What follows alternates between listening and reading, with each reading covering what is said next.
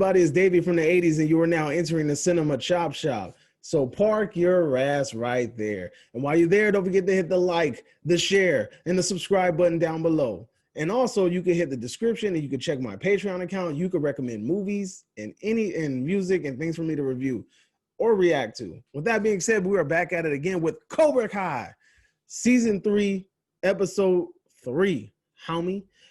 This episode is entitled "Now You're Gonna Pay."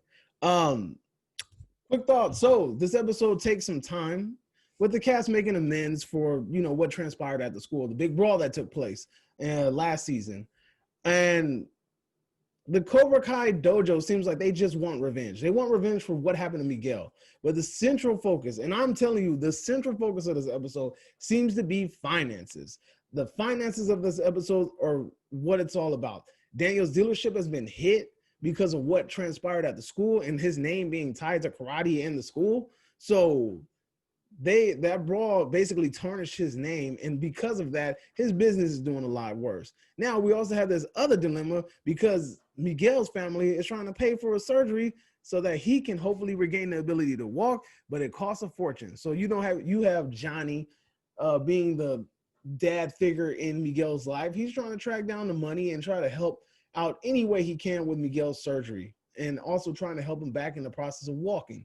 Now Robbie, my boy, he ends up getting turned in. He goes to jail.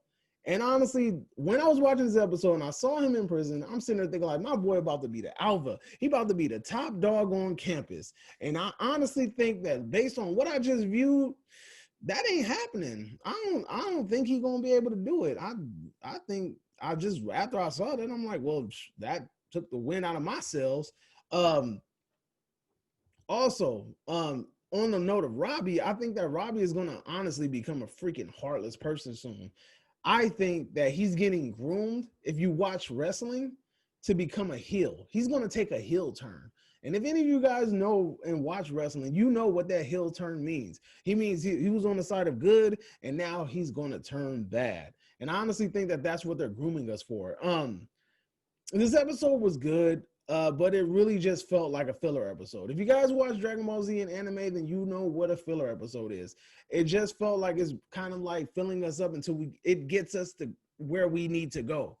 And with that being said, I'm going to give you guys a brief little spoiler. So I really hope that you can step away from this camera if you have not seen this episode already and you're not just here getting thoughts. Move away now. So at the end of the episode, we have Daniel going to Japan in order to try to fix his dealership contract with the company in Japan, all right, who provides him cars. We were told by the writing staff and everybody that we were going to see a lot of reoccurring characters from Karate Kid 2 in this season. So we're going to have to see where this goes. But I can honestly, on the top of my head, think of a few characters that might show face, but we'll just see where that leads up to. That really just felt like the sole purpose of this episode is to get Danny to go to Japan.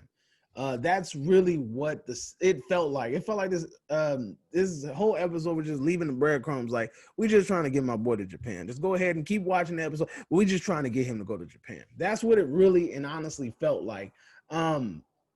Also, I really wish Robbie would have just laid them dudes out. Like, he has a lot of training, and I think that he should have been able to handle that easily. Don't you think? Like, don't you really think that he, being the man that he is and the training that he has, don't you think he should have been able to take them 3 untrained dudes out like easily, like that, like night, lights out?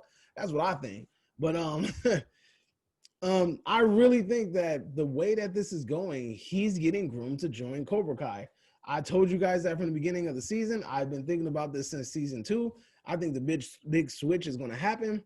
And I think that once he gets out of jail, all of that hate, that anger, that frustration is going to be unleashed on his opponents, and he's going to join Cobra Kai with John Kreese. That's what I think.